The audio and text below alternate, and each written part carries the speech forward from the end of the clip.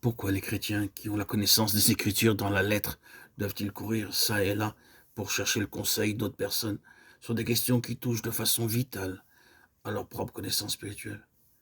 Je ne veux pas dire qu'il soit mauvais de demander conseil, de savoir ce que d'autres enfants de Dieu qui ont de l'expérience pensent ou sentent sur une certaine question. Mais si nous allons construire notre position sur leurs conclusions, nous sommes en grand danger. L'autorité et l'arbitre final dans toutes les matières, c'est l'esprit de l'onction. Nous pouvons obtenir de l'aide les uns des autres, mais j'espère que vous n'allez pas construire votre position sur ce que je dis maintenant, parce que je le dis. Ne faites pas cela, je ne veux pas que vous le fassiez. Ce que je dis, c'est écoutez, prenez note. Ensuite, allez à votre autorité finale qui est en vous, si vous êtes un enfant de Dieu. Demandez-lui de confirmer la vérité ou de la montrer autrement. C'est votre droit de naissance. Le droit de naissance de chaque enfant de Dieu, c'est d'être dans la lumière de l'esprit de lumière qui demeure en lui, l'esprit de Dieu. Je me demande où serait Paul s'il avait pris la direction opposée de celle qu'il a prise.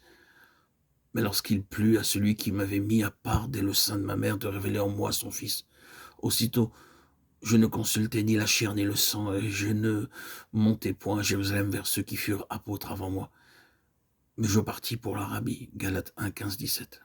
Je me demande, que se serait-il passé s'il était monté à Jérusalem et avait exposé chaque question devant ceux qui étaient apôtres avant lui? Nous savons par des événements subséquents que probablement il lui aurait dit « Regarde, fais attention, Paul, tu nous dis que sur la route de Damas, Jésus est supposé t'avoir dit quelque chose au sujet d'aller vers les païens. Sois prudent. » Ils auraient tenté de le dissuader de cette affaire. Vous savez ce qui s'est passé plus tard? Vous savez comment, sur ce point, même Pierre a été pris agissant avec dissimulation? Vous savez comment ces apôtres, qui étaient avant lui à Jérusalem, étaient tout le temps très circonspects à l'égard des païens?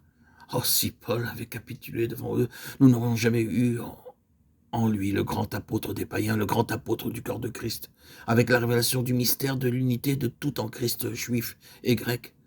Paul n'a pas soumis cette chose, même à ceux qui étaient des apôtres avant lui, pour leur demander s'ils avaient raison ou pas, si cela leur semblait bon ou mal. Oh non, non. Ah. À Damas, il reçut l'onction. Ananias avait mis ses mains sur lui, et il avait reçu l'Esprit. Depuis ce jour, bien que Paul ait été totalement disposé et heureux d'avoir communion avec ses frères, et qu'il n'ait jamais pris une position supérieure ou indépendante, qu'il ait toujours été ouvert au dialogue, il était toutefois un homme gouverné par l'esprit. Oh, je sais bien que vous devez faire attention à la manière dont vous recevez ce que je dis.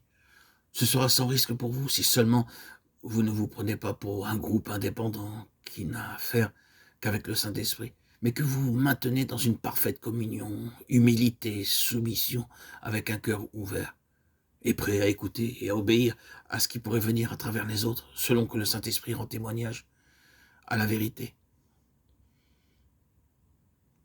Mais tout cela dépend de votre condition intérieure. Et si vous êtes sur le terrain naturel ou sur le terrain spirituel, sur le terrain de la vieille création ou sur celui de la résurrection.